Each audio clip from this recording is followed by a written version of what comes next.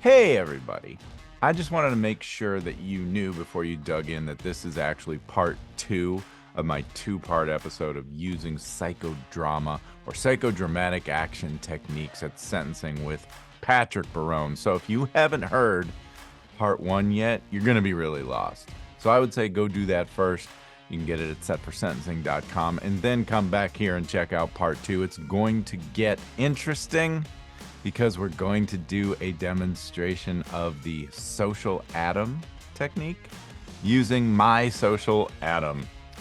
I think it's best to watch this on YouTube because the social atom exercise is fundamentally a visual exercise. It's not going to be quite the same with just audio. If you want the visual and you're just listening on the audio podcast, then go to the show notes, again, at setforsentencing.com, and grab the article that Patrick and I just co-wrote for NACDL's The Champion on this subject, because the social atom that we use in this episode is actually in that article too. Specific link to the show notes is setforsentencing.com/podcast/psychosentencing1. That's psycho sentencing, the number 1. That's the main page for this, but you can get it all at setforsentencing.com. There's a link for you to download the article, the Champion article, if you want it. Also, I would be remiss in not mentioning here that if you're into psychodrama, Patrick and I are hosting a 2-day intensive program building on what we've done in the podcast and in the article. It's called Mitigating with Impact, Harnessing the Power of Social Atoms at Sentencing. It's going to be a really fantastic program. It's going to be a live program in Detroit in October. If you want to register and get a discount code, again, links in the show notes on the same links that I gave you. And last but not least, if you're finding all this content useful, the podcast, do me a favor, go and like and subscribe wherever you're tuning in and leave a review. This is how the information reaches a broader audience and we fulfill our mission. The whole reason I'm doing this podcast, as I say over and over and over again in the introduction, is to bring more fairness, more awareness, and more humanity to the sentencing process. We want the message to spread far and wide, and likes and subscribes and reviews are the way it happens. So thank you in advance for doing that. All right, let's do it. Here's part 2 of Psychodrama at Sentencing. It is, again, to hammer home the distinction between doing this with someone who's trained and someone who's untrained. Yes, you don't have to have the training to do a social atom, but just know it's going to be at a much more superficial level, and that's okay, because you're still Right. going to get a But you're ton still of going to get a ton of information. information. Ton of information. Just look at this social atom. You don't have to be trained in any way, shape, or form to draw some really valuable conclusions from this. You can learn all of this stuff by just sitting down and interviewing your client. But I'm just going to tell you that you're not going to be able to get the depth of information or have it as colorful as this without actually doing this simple tool. So one of the things because, that really, by the way, you as a lawyer have no idea what's relevant. You don't know this client. So what questions are you going to ask without this? It's perfect, just jumping off. And the client never knows what's relevant to a defense. And they have this wealth of information they are not going to tell you because they don't either because there's resistance or they just don't think it matters. So this go ahead. right. So if I'm just going to look at this, and I don't know who you are, you're my client. So I know something about you. I've probably spent some time with you already, but this is first I've looked at your social atom. I'm going to notice that you are the biggest person in your social atom. Okay. Don't this might get uncomfortable, Doug. That's cool. This is fun. All right. So that may or may not mean anything. Okay. You said you had some trouble following instructions. Maybe that's just what you thought you should do for whatever reason. That is how you interpreted the instructions. Or maybe it does say something about you. I could tell from the way you were laughing that maybe it does say something about you, but it might not. Now, if you had made yourself the smallest in your social atom, just something that simple tells us something about that person, the way they view themselves in relationship to others in their life. But more significant than that as far as what I'm looking at here Can I just is say though, I'm sorry because I'm thinking about that, and the reason I'm laughing is because I have been accused of sometimes having an outsized ego, or as my wife is fond of saying, it's not all about you, Doug.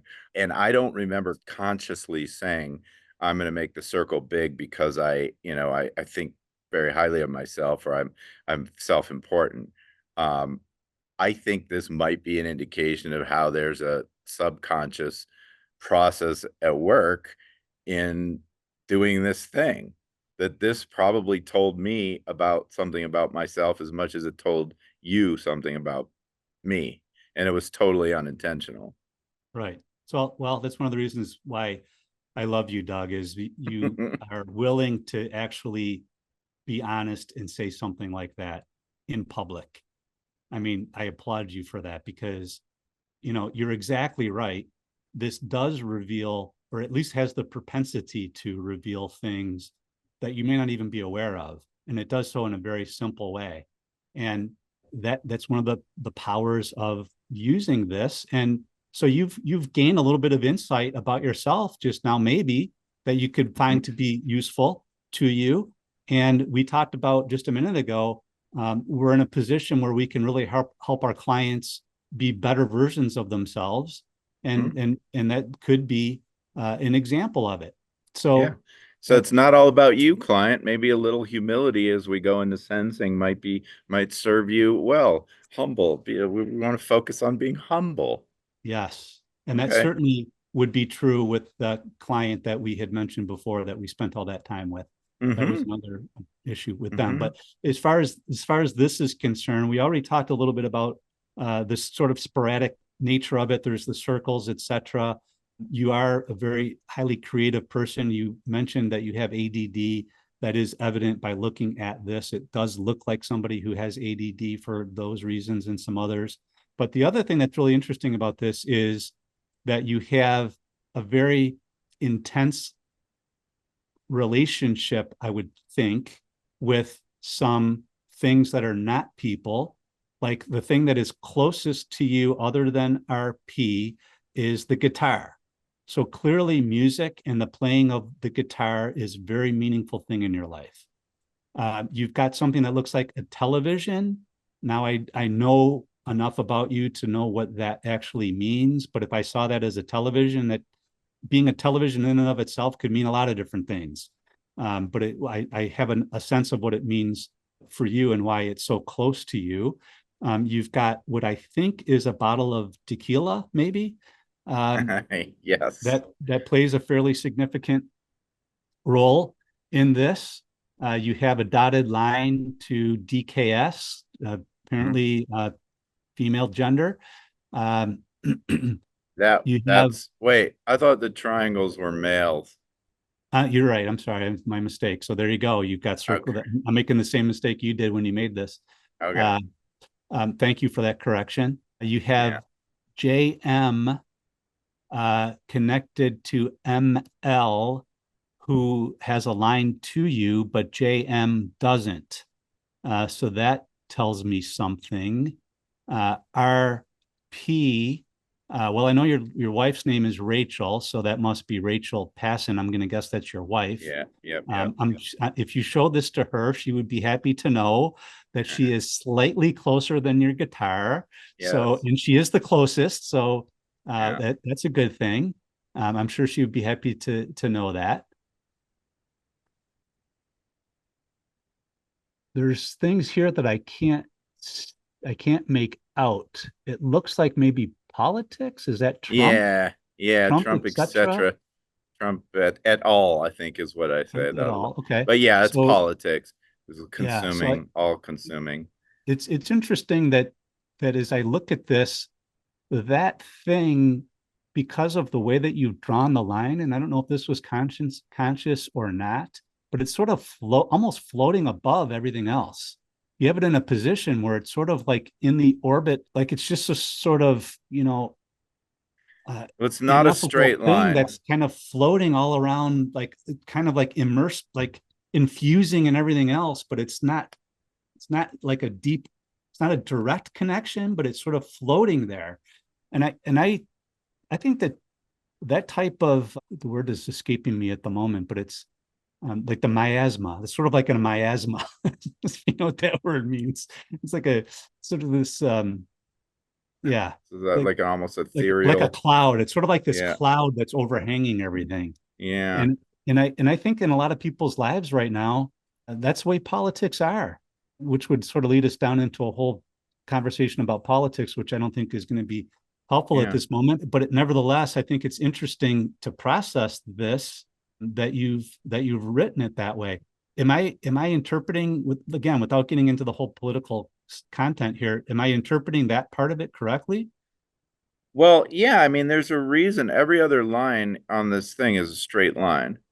Right. Even the dotted line, it's a straight line, and the politics one is not. It almost looks like an umbilical cord or something. It's a wavy line. And I don't know that that was conscious or unconscious or if, what the meaning is. I could have drawn a straight line. It's the furthest out away from me, so suggesting that it has the least impact on my emotional state, but it's always kind of there, looming in the background. And maybe that's what the wavy that line is, that it is kind of a cloud. It is just an ever present in the atmosphere, so to speak. Right. Yeah, that's the way I would interpret this, just looking at it. So that's interesting. Um, so You can ask me anything. I mean, I won't be if I don't really want to answer, I won't. But if there's anything that's very intriguing, I think that TV thing is just me being a bad. It may be a TV, but it looks like a camera lens on it, so it's probably the film. oh, I think it's the okay, filmmaking, but it's all sort of. It may have actually been a creative expression of all of the above because I'm a got it, filmmaker, so that's my work, but it's got it. also my passion. I love all things TV and movies. Yeah. So I thought those were rabbit ears on top, which I guess They shows could my be. age to an You extent. know, But they could be. It's been a while since I did this, but could be. yeah. All right. So I just want to say that the thing that makes this exercise not as, I don't know, legitimate, I suppose, as it would be if I was working with a client is I don't even know what, I don't, there's no charges here. It's like I don't have any backdrop to analyze this. So there's nothing Yeah. to inform the way that I would process this or the way that I would begin. Well, So we could make something up. Let's see, what would I be charged with in real life? copyright Um, infringement. How about that? yes. Video piracy. No, I don't know. We could just do a DUI. I mean, I've never had a DUI, thank God. But there is a bottle of tequila on there. So as a DUI lawyer, you'd probably find that pretty interesting. Right. And that you're right. So if this was a DUI case, certainly that would be a heavy part of how I might process this. Hmm. And again, it depends on exactly, again, you know, what's my objective here? Are we doing this for sentencing purposes? Are we just getting started with your case? Yeah. Let's say that Well, this is ultimately, I will say this, Patrick, and you know this, and you've write this and you live this. But if you're just doing a social atom because sentencing's 3 weeks away, you you're probably not doing the greatest job as a defense lawyer. In other words, this is something typically that I want to do at the very beginning of a representation. And maybe it's more relevant to sentencing, who knows? But we all know, all good lawyers know that mitigation starts on day one. This is this is a two-track thing, and of course they're inextricably intertwined, mitigation and the crime. So yeah. if you're not doing this early on, you should be, Yeah, I think. totally. And I'm glad you said that. And the reason that I prefaced the question the way that I did is that you and I are often brought in once the client has already pled guilty and it's solely Yes. for sentencing mitigation. Yes. Having Unfortunately, that's the truth. That's and almost 90, I'd say 98% of the time that's the case. right. And And the like, oh, reason it's sentencing's a month or two away. We need some help. and the reason it's unfortunate is, and this is exactly true in the case that we're working on right now, where the client brought us in. The case was set for sentencing in 3 weeks, and they were starting to panic because they realized that none of this type of work had been done, and the lawyer that they had representing them had actually spent almost zero time with the client. and didn't Right. even think it was necessary, which is like, to us, it's insane. And so now we're working from a significant deficit because there's all this stuff that should have been done to prepare the person for sentencing from the start, from Yeah. day one, that hadn't been done. So we missed out on almost a year's worth of time Yeah. to prepare this client for the big day. And it makes it much more difficult for us to be able to accomplish the type of narrative, the sentencing narrative that we want to, and the type of results that we want to obtain. So absolutely the best time to bring in the experts, if you need the experts, is as soon as the client retains you. Yeah. Because, and you've said this many times, and as you've said, you've written about it, you know, we defense lawyers, we don't like to acknowledge this, and we like to pound our chests and say how great we are as trial lawyers. And while we may believe that to be true, and maybe it is true, the sad truth is the majority of our clients end up at some point in front of a judge for sentencing. And even if you think you're going to win the case, every lawyer knows, no matter how good your case is, and this is true for prosecutors or defense attorneys, you put it in front of a jury, it can go the other way. And that Yeah. might mean a guilty verdict or it might mean an acquittal, but either way, you can't predict. So you might as Absolutely. well do the right thing and prepare the case for sentencing, even if hopefully it never happens. Yeah. But even if it never happens, as you just said, Doug, they're still going to be better in the end for having gone through this process. So Absolutely. that's Absolutely. a And good, it's not just, I mean, this helps you resolve the case. A lot of times, okay, someone worked out a plea and then they come to us. No, this will get you a better plea. I mean, look, a lot of our cases, we know that we need to plead. We're never going to win at trial. So the question is, how do we negotiate the best possible plea before it even gets to the judge? right. And if you do this work early and up front, you may get a dismissal. I mean, that's a not common, but it happens. It's happened to It, me. I'm sure it's happened to you. You might get a absolutely. diversion, a Yes. pretrial diversion plea to where you're not Yes. going to have a felony conviction on your record. You might get a misdemeanor. You might get this. You might get that. But so many lawyers ignore the mitigation aspect in plea negotiations, and Yes. it's And so important. that goes back to the thing that I mentioned before, which is the lawyer's reputation.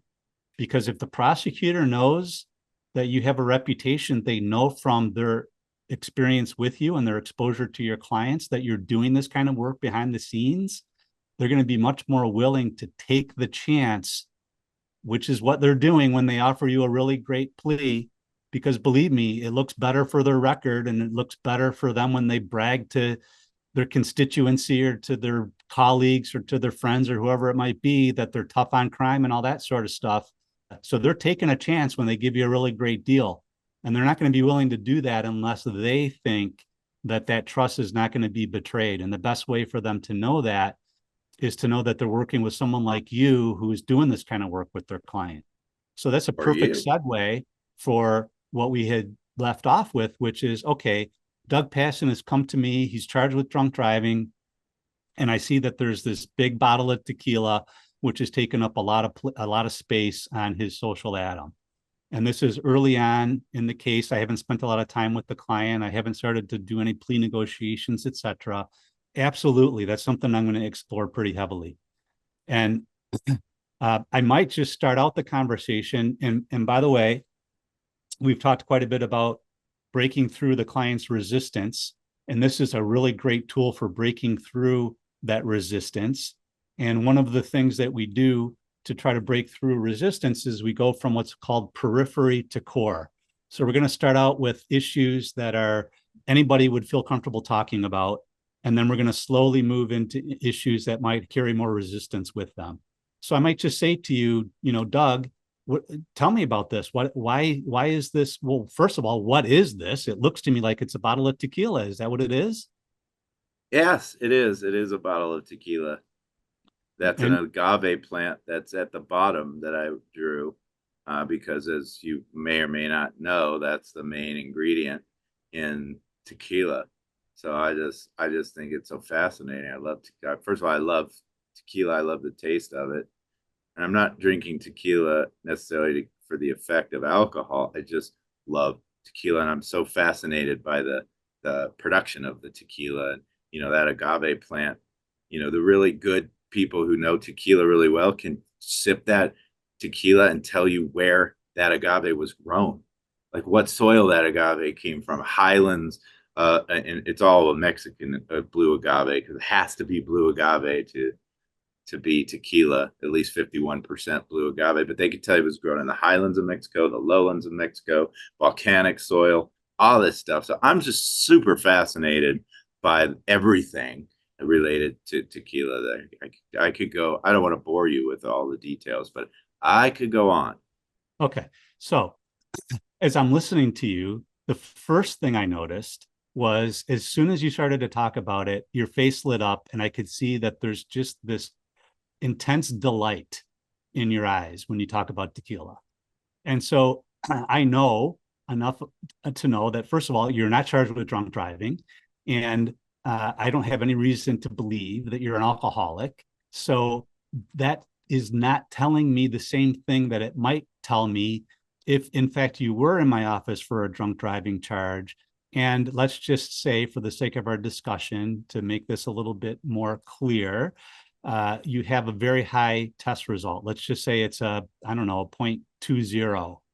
And I've looked at the video. I can see that you actually look pretty good on that video. You don't particularly look like you are intoxicated, but you're a little bit belligerent, and your driving was horrible, and you were actually driving the wrong way on a one-way street. And you didn't realize it because you weren't familiar with the area. You were in an area that you hadn't traveled before.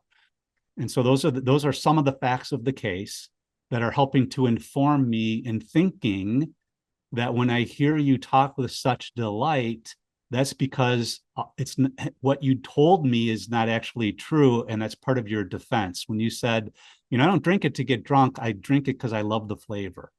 It's like, okay, I might be able to accept that if I didn't know that you had a super high test result. You didn't look, but like all the stuff I just mentioned. All right. Those two things are probably at odds with each other. So now I formed a hypothesis, which is that there is an underlying alcohol abuse issue here, and that you're in denial for it. So I've concluded all of this. How are you gonna follow up with me on how are you gonna probe that discrepancy? Or will you at this moment? So I'm not. Or are you just going to make a note of it? I'm not really trying to prove anything.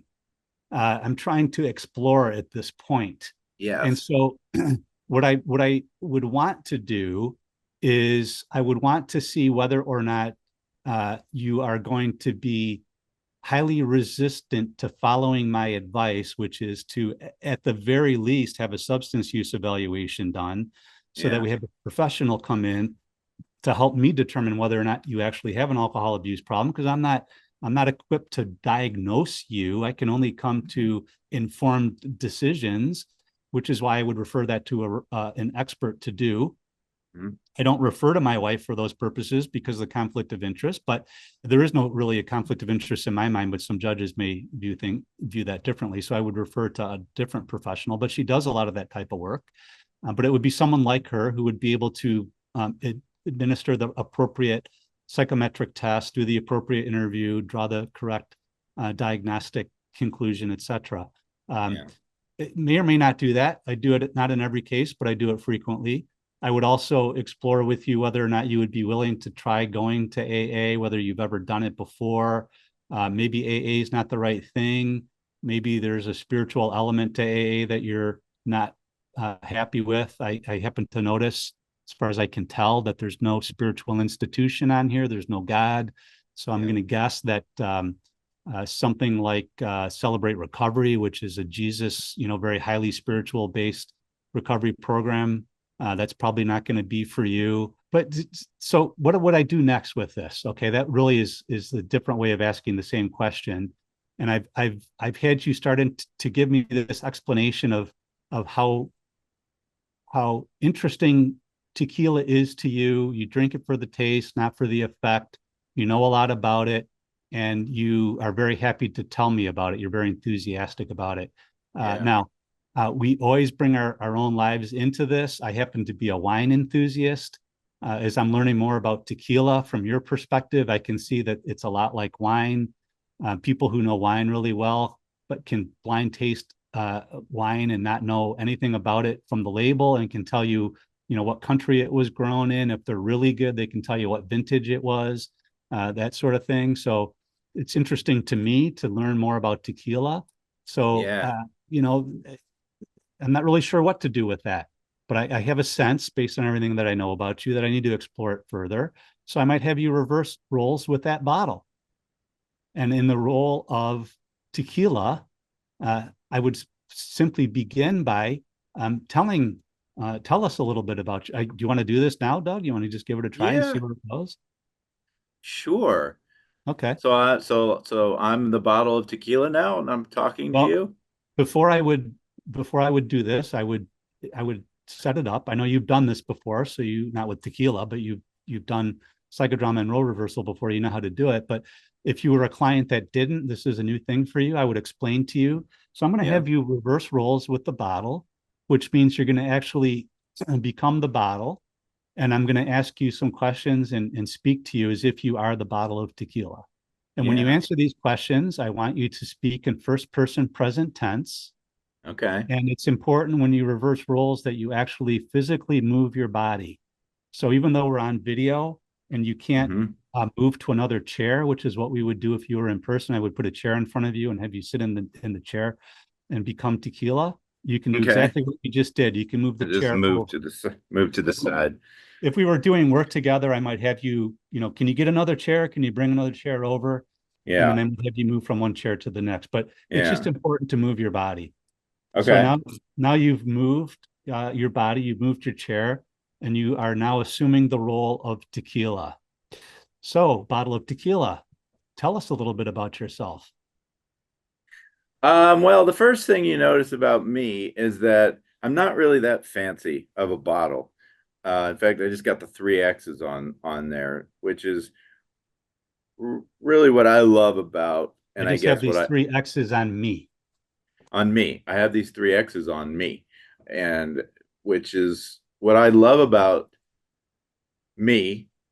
And also what bothers me is there's a lot of posers in my world. And in other words, a lot of us think that because we're in the fanciest bottle that we're somehow more important, or better tasting. And if anybody knows me well, you know that the prettier the bottle, the shittier the tequila inside that bottle generally is the rule.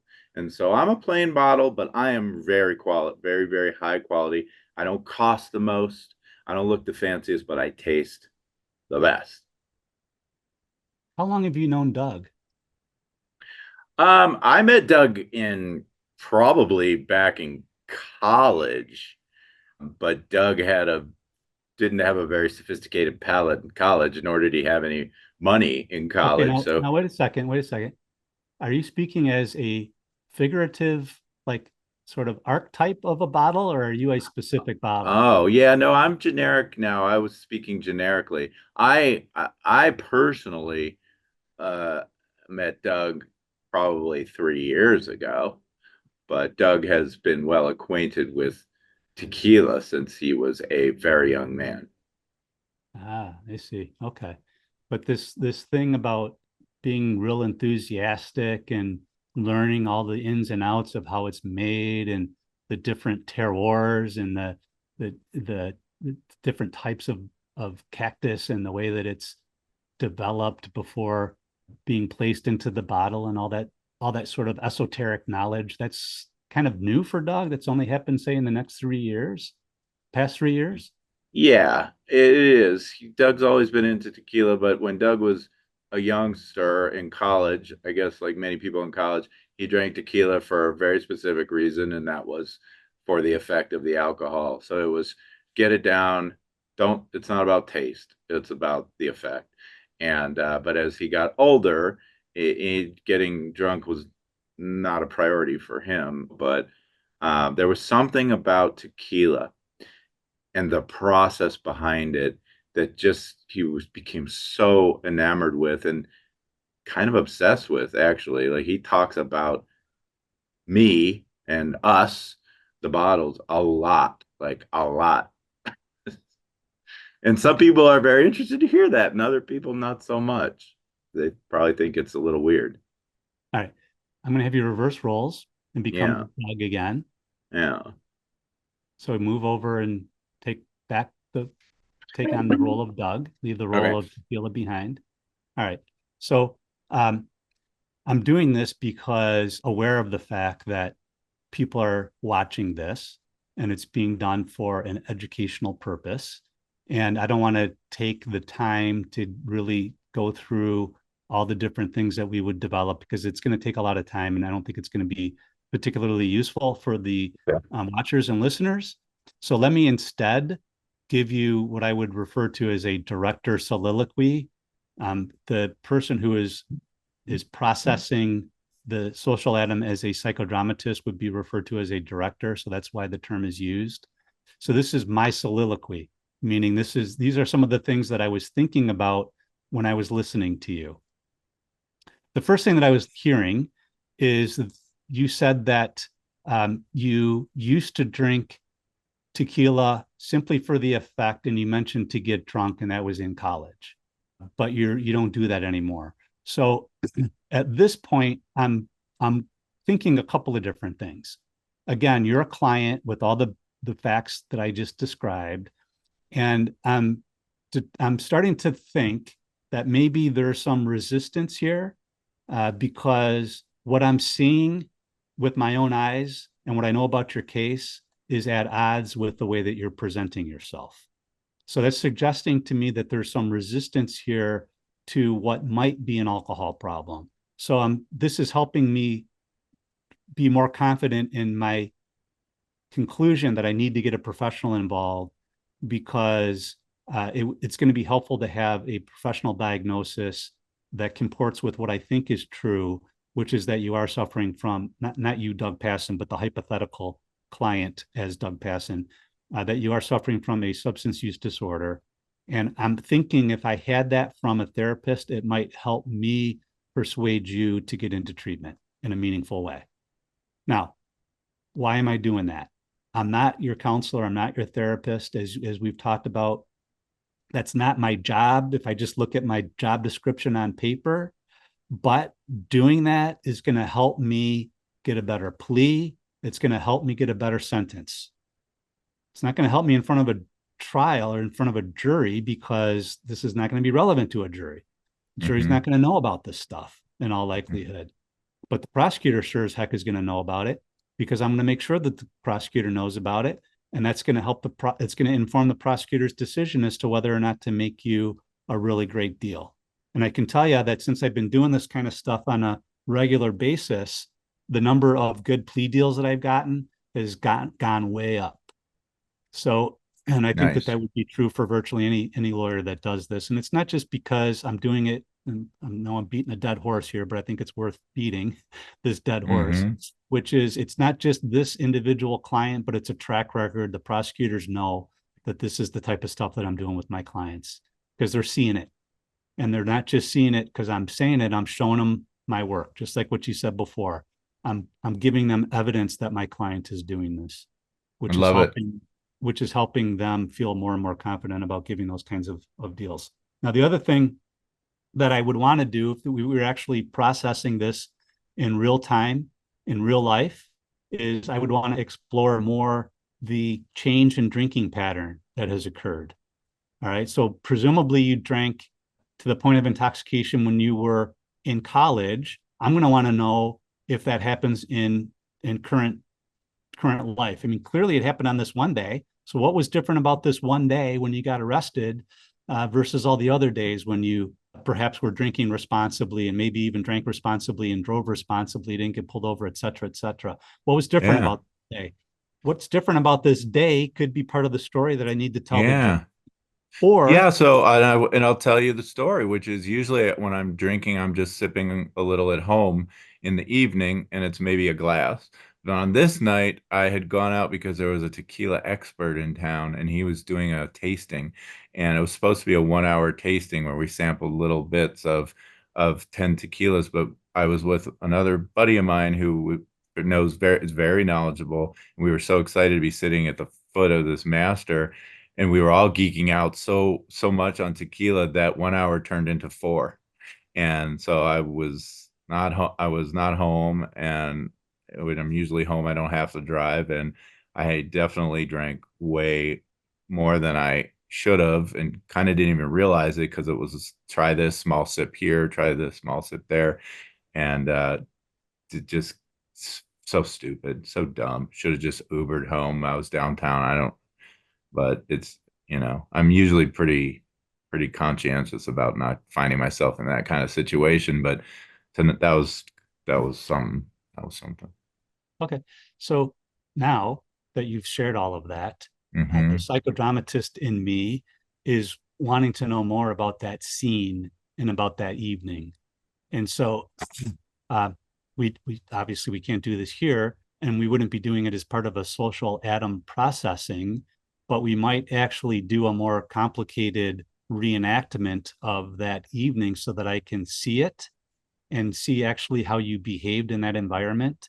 Part of this is because I'm trying to learn your story so that I can tell it in a meaningful way, to learn Yeah. the truth of your story. Can I tell you from a lay Yes. person, if I'm looking at this, one of the things I always say is we never ask just simple questions like, "Hey, what are you into?" Like, what makes your heart sing? You're going, obviously, for purposes of exercise, you're zeroing in on the crime and how this is relevant to the crime. And in my approach, and I know it's your approach too, but it's a holistic, I want to just learn about you. And so for me, I would have gravitated right to the guitar and the TV thing and say, tell me more about this. And just learning about something that somebody's passionate about, that they have this amazing skill or whatever. Maybe they write songs, they're a poet, maybe they perform, maybe it's their career. I don't know, but I'm just so interested in just like what makes you tick, man. And lawyers don't often even ask that as a simple question. This social atom would force me to do that. Right. So Yeah. yes, absolutely. And that's one of the drawbacks of us doing this in a hypothetical way, Yeah. because as it happens, one of your passions is tequila. So I am learning a lot about you, and I'm learning a lot about you just having you talk about your passion. And I would not have immediately, in most instances, I would not have immediately gone there. I would have discussed some, as I said, we want to go from periphery to core. So I want to Yeah. discuss some of these more peripheral things in a little bit more detail before I get into the core things. So, and you have to know all of it in order to really know your client, to be able to know what part of any of that is relevant to what you want to tell the judge at sentencing.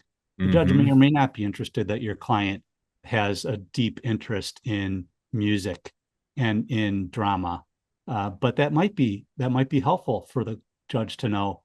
Again, it depends on the case, it depends on the circumstances, it depends on the judge. But you can't decide what to leave on the cutting room floor until you've seen all of the different scenes that you have that could potentially become part of this Yes. tapestry that you're going to weave, that becomes the narrative or the drama that you're going to tell. Yes.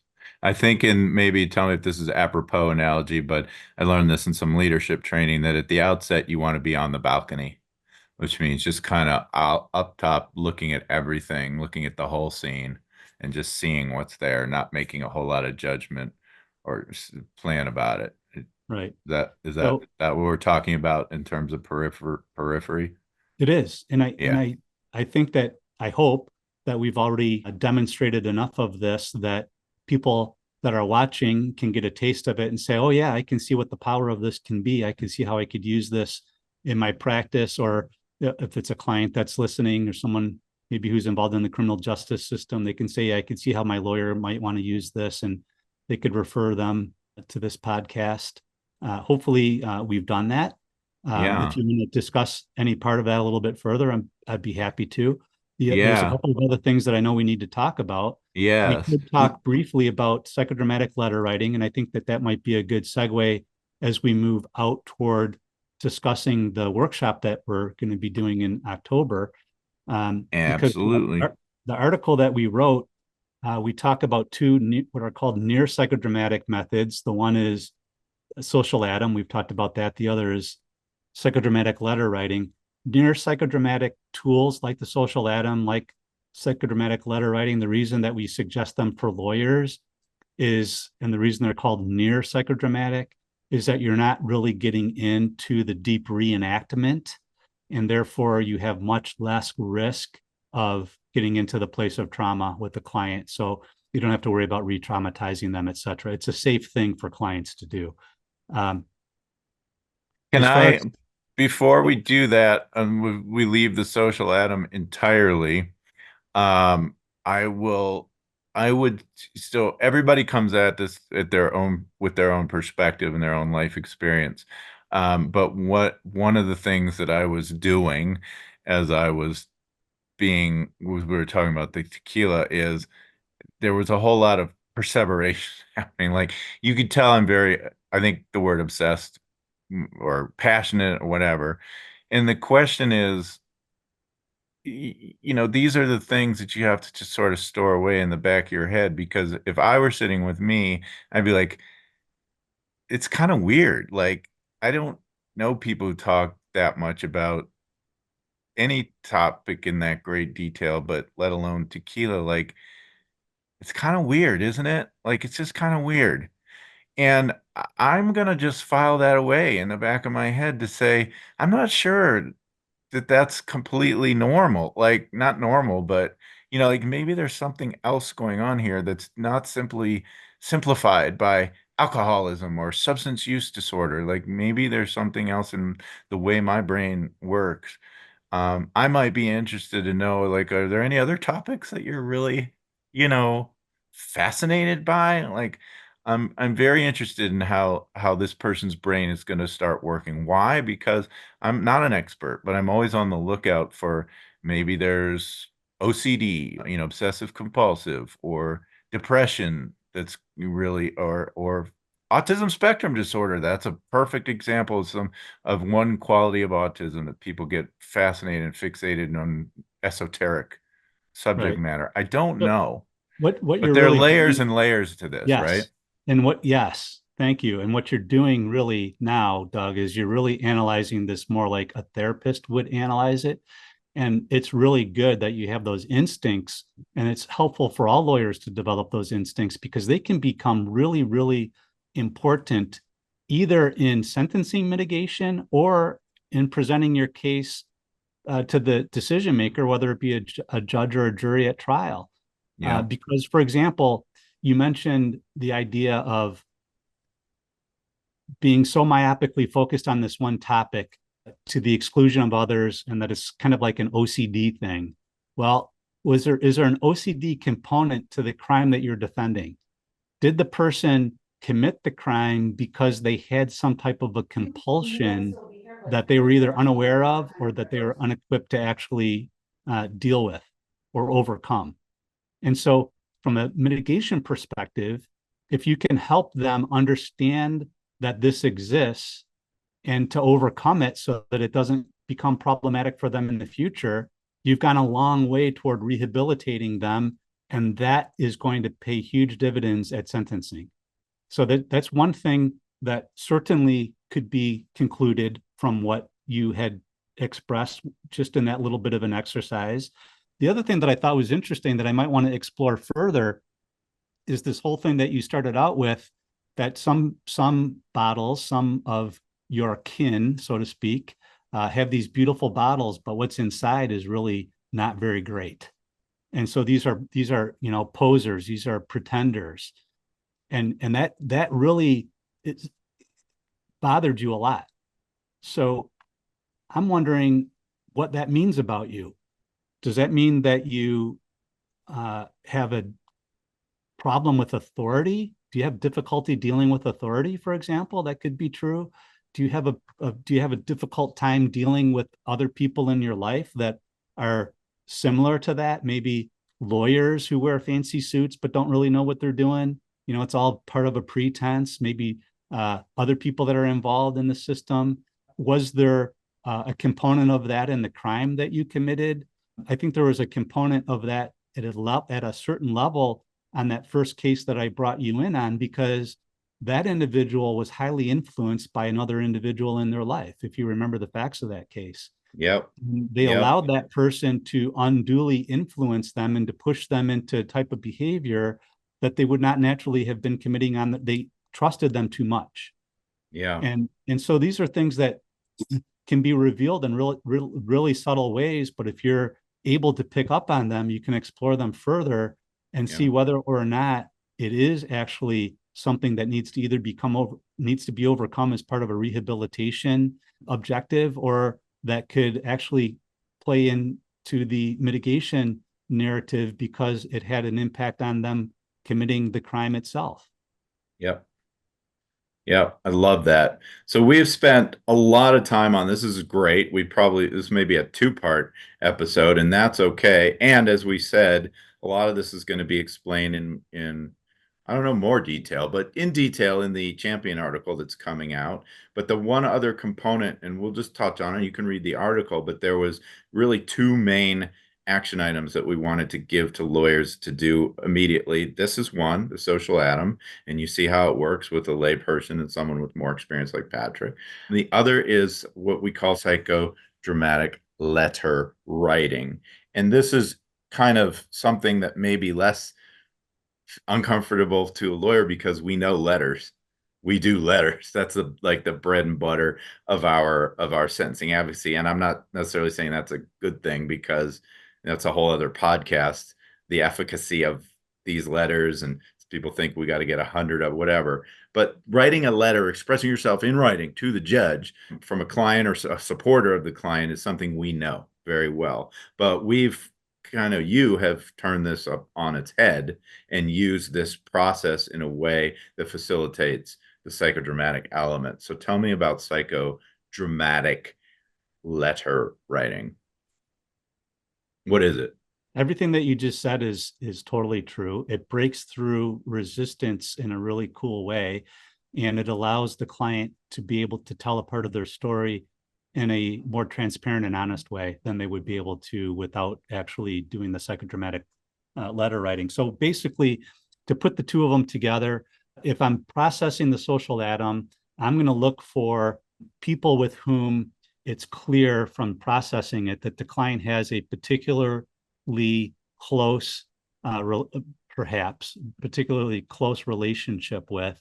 And I might zero in on that person and ask the person, the client, to write a letter as that person. So instead of having them switch chairs and reverse roles and become that person while I'm working with them, I would instruct them to basically find a quiet place in their home or some other quiet place where they can sit undisturbed.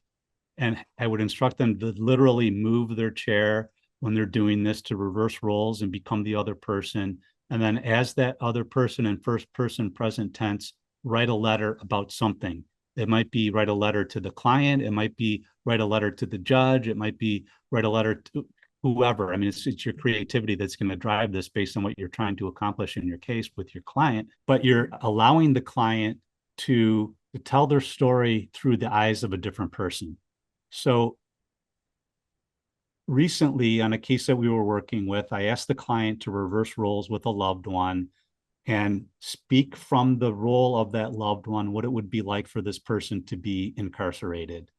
And I had what was informing my decision is that this particular person, because of a condition or a handicap that they have, it would be really, really, really hard for them to be incarcerated, like way harder than a person who did not have those elements.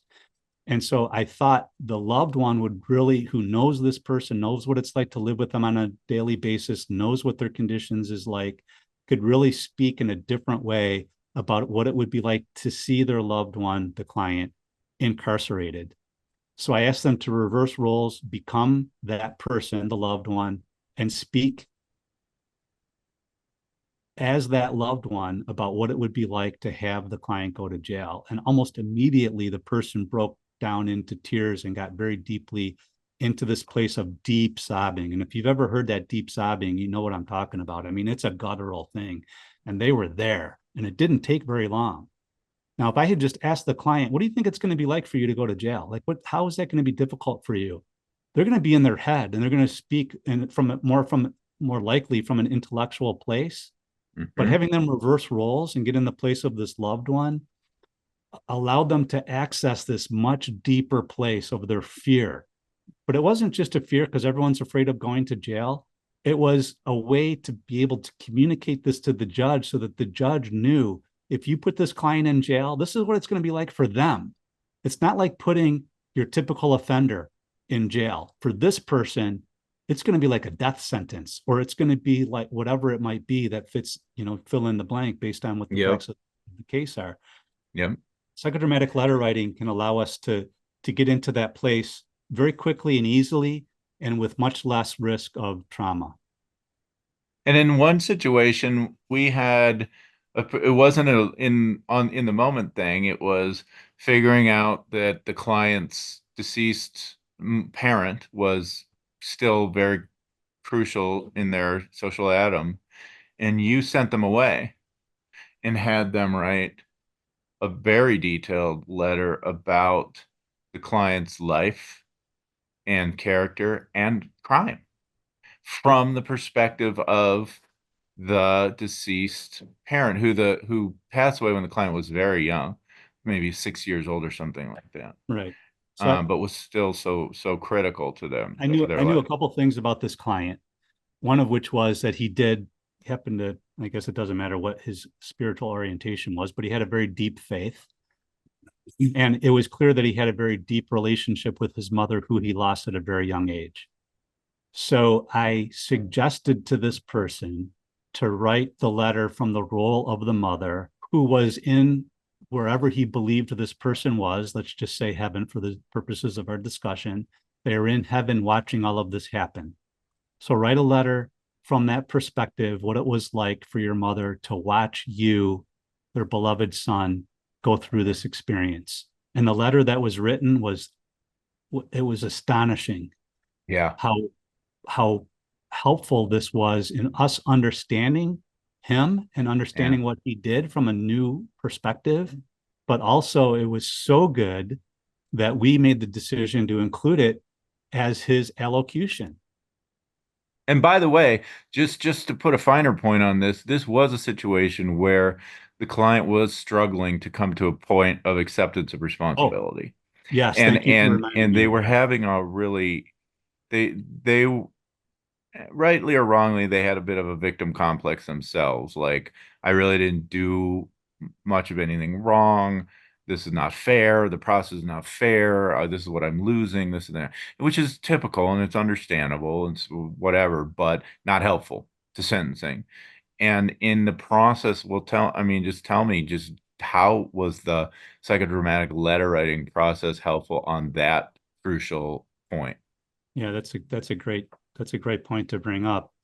And to give a little bit of more background without giving any disclosing information about this particular case, it was a very high dollar white collar fraud case.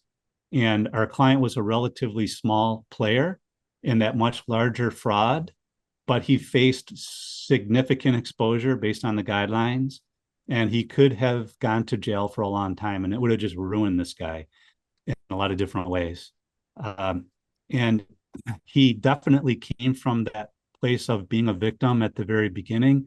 We were preparing the case for trial. We thought that the case would go to trial because everything that our client told us suggested that it was a triable case and that it was a case that we could win based on what we believe the facts to be. Later, as the multiple defendant case moved forward, several of the other co-defendants pled guilty. Then finally, the one co-defendant who could put the finger on him pled guilty and made a bunch of statements to the police. And we realized that based on now how the testimony would come out, based on everything that we knew, case was no longer triable. So we had a client who started out as being very resistant to accepting any form of responsibility, who was 100% a victim and didn't do anything wrong, to the point of acknowledging and being truthful with us as to exactly what part he played. And then more than that, being able to get into a place where we could understand the conjunction between the two, because he was taken advantage of. He Yeah. wasn't a victim in a traditional sense, but he was taken advantage of, and he wouldn't have committed this crime but for his relationship with this client, which was a very unhealthy relationship where he allowed himself to be manipulated and Yeah. abused by this person, and to the point where he actually committed a crime which he would never have done Yes. in a different situation. So the mother was able to, in this other place of heaven or wherever it was, talk about how she could see her son being manipulated by this person. And there's no way that he could have ever told this story in a way that we could have understood it from his perspective, uh, the way that well, you tell me, how did this impact? Because this was new for you. You hadn't seen this before. Well, how Yeah. did it impact you when you saw it? Yeah. Well, first of all, I was blown away when I got it back because didn't know how seriously the client was going to take the exercise. And the letter was, I don't remember, it was like 10 pages. I mean, it was amazingly detailed. And for me, it got, it, I felt like I knew that client so much better afterwards. But it told me again, not only was he coming to terms with, ugh, I can't believe, I saw this, I knew this, I ignored this warning sign. I'm an idiot. What was I thinking? Because that was what mom was saying to him. Like, you dummy, like what, didn't you not think about X, Y, and Z when this was happening? Like, what's the matter? You're smarter than that. You know better than that.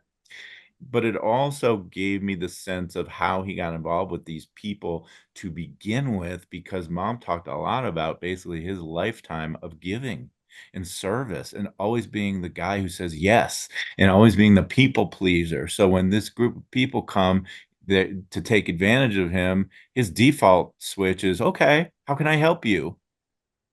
Right. And that help turned into something dark and illegal.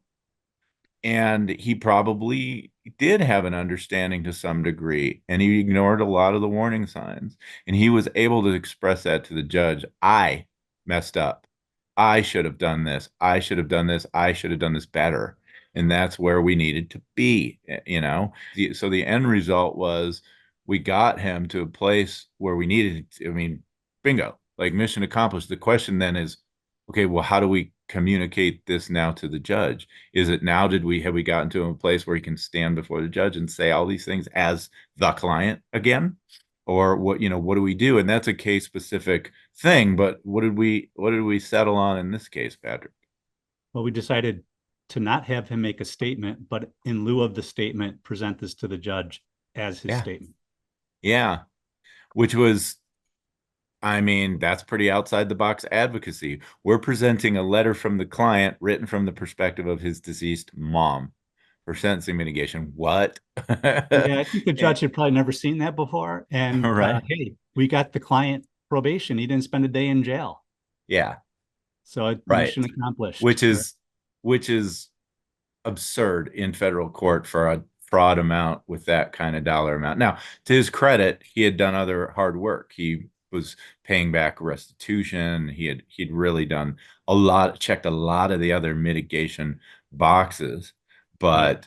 But there's no way that this letter wasn't instrumental. And by the way, of course, we're submitting it with a cover letter of our own saying Right. this is an exercise and we just wanted you to know what we did here, and this is for you, Judge. The And the one judge thought, I mean, it got the job done, didn't it? one thing that you kind of alluded to but didn't state specifically is that this individual was second generation in an immigrant community. So Hmm. his parents were born in and lived in, he was raised part of his life in the old country and then came here. And in this immigrant community that he was a part of, it was common for them to all help each other, because that was necessary as they were being assimilated into our culture and our communities and our economy. And so part of the reason that he was doing this is because it was the cultural conserve in the area that he lived. They all helped each other. And so he was Yep. willing, not just willing, but he was very anxious to help, because they all did that. They all gave to each other and then they gave back. And that's part of what we learned from doing this letter. We learned about Yep. what it was like for him back in the old country, how much poverty he and how hard he worked back then, when he was a child, and what that part of his life was like. through the mother's eyes. So there is just such a wealth of information that we got from just that one simple exercise. Yep. And so, Absolutely. yeah, and these are the things that we're going to be talking about for our workshop that's coming up in Yeah, let's October. talk about that. So we decided well, Patrick, you've been doing general psychodrama workshops. There you have an entity with your wife Elizabeth called the Michigan Psychodrama Center. And if you guys want to check that out, michiganpsychodrama-center.com. But you've been running psychodrama workshops for quite some time, but just generally, not specific to the legal and certainly not specific to sentencing. So Patrick and I decided it was high time to craft something that is very, very specific for lawyers to build up these muscles for use at sentencing. So tell us, give us a little preview. When is it? What is it? And how do we go? How do we sign up? The sign up would be, well, I'm sure you'll put a link in the show Yes, I notes, absolutely will. but the sign up is with Eventbrite, eventbrite.com, Mhm. and it's called Mitigating with Impact. So you can look that up if you want to go Yeah. to And this is not eventbrite.com. just for lawyers, by the way, right? This could be for mitigation specialists, any legal professional who's interested in this, who's doing Right. And casework. I guess to even bring it a little bit more broad than that, it can be for anybody who's interested in psychodrama who maybe isn't even a lawyer, but just wants psychodrama training hours because I'm a TEP, which means that I can give training hours to people who are seeking certification as practitioners with the American Board of Psychodrama Examiners. And they can get that type of CLE, and you can give CLE for legal purposes as well for lawyers maybe who are in other states that need CLE credits. We may be able to give those as well, depending on the state that you're in. But the way that we conceived this was we we started to explore using the social atom in neuropsychodramatic letter writing and the work that we've done together. And we could see the value in it. And we decided that we wanted to bring it to the profession, bring it to our colleagues so that they could also use these methods to obtain similarly outstanding results for their clients. And the way that we've been doing that is by writing about it. So we wrote the article for the Champion, and now we're actually going to put it into action so that people like fellow practitioners can come to the workshop and learn from us in a 2-day interactive seminar how to actually do this with their clients. So that workshop is going to be in Birmingham, Michigan. Birmingham's a suburb of Detroit. So you would fly into Detroit if you're coming from out of state. It's about a 20-minute to half-hour drive from Metro Airport to get to the location. There's hotels nearby that you can stay in. Birmingham is a really beautiful community. We're going to start out Friday night, which I believe is October 18th. We'll be working from 6 until 9. That's going to be sort of a warm up to the full day of work that we're going to do the next day, which is Saturday the 19th. We're going to start at 9. We're going to take a break for lunch. There's all kinds of places in Birmingham, which is sort of a suburban downtown area with lots of nice restaurants to go and have lunch. And then we're going to come back and keep working until 6. And we're going to learn by doing psychodrama. We're not going to be doing, deep dramas where we're going to get into all of our personal stories as such, but we will be doing our own social atoms and processing them with each other and then learning how to do that with our clients as we've already demonstrated somewhat on this podcast. And then you, Doug, we haven't talked about this at all, but you've talked about it lots of times and we've talked about it on other podcasts, which is the ABT narrative template. You're going to introduce the ABT narrative template and you're going to teach lawyers how to take the information that you learn from doing these things. That would be the social atom and the neuropsychodramatic tool of psychodramatic letter writing, how to take all the information that you learn and put it into a compelling narrative to present to the judge in the form of a sentencing narrative or a statement that you make at sentencing, and to help your client more effectively tell their story through elocution. Yeah. So there's really 2 parts to it. One part is the psychodrama neuropsychodramatic tools of social atom and neuropsychodramatic tool of letter writing. And then you are going to talk about the ABT template and how to take all of that information and put it into a compelling Yeah. narrative for the judge. Yes, and the ABT is at the center of it. We've talked about it a lot. I won't go into it here, but it's just the narrative template. But I love my threes and my alliteration. So we talked about the three R's. I look at this as the three D's of sentencing storytelling, which is digging for the relevant information, then developing it, and then delivering it. And I think the first two D's are really what the psychodramatic elements are going to cover is how do we uncover these golden elements that make up the mitigation, and then how do we present all this to the court? How do we deliver all that in a way that's powerful and emotional? So it's the ABT, but maybe it's in your sentencing memo, maybe it's a sentencing video, but there's a way to tell the story. So I'm going to talk not just about the form, we talk about form and substance. So the form is the ABT, that's the structure. The substance are the kinds of stories we can tell, and then the ways in which we can deliver those stories in a powerful way. So it's going to And be we putting it all together. and we're doing this. We have a lot to cover in a short period of time, and Yeah, we're totally. aware of that. We wanted to do this as sort of an introduction. It's very inexpensive for a seminar of this kind. We did that. We purposefully priced it so that it would be really something that anybody could easily fit into their budget. And hopefully, if this is successful, we'll be leveraging this into a longer workshop in the future, because the type of material that we're covering is of sufficient value, clearly, but it is of sufficient density that it would be worthwhile to cover in a multi-day seminar. But this one is just a day and a half, and we're going to cover a lot of material, and it's going to, I think I'm really excited about it. I think it's going to be awesome It's for gonna the be people that. fun. Let me ask you, is there maybe like a discount that we could build in on the Eventbrite com? So for people listening to the podcast, they could put in a discount code and get a little something there. Why don't we do S4S10? So that's set for sentencing 10. That'll be the discount code, and that'll be a 10% discount. So it's set for sentencing 10%. Nice. Nice. Okay, so definitely I'm going to put the link in the show notes. So if you can go to this episode anywhere and the show notes are there, but you can also just go to www.setforsentencing.com and you'll see this episode. Pull it up. All the notes are there, where there'll be a link to the Eventbrite thing. And as Patrick said, S4S10 will be the little discount code. So if you want to use that to knock 10% off the cost, you got it, baby. That's awesome. I wanted to say thank you so much to Patrick Barone. If you want to know more about Patrick, I'll put these links in there too, but just go to baronedefensefirm.com or Michigan Psychodrama-Center.com.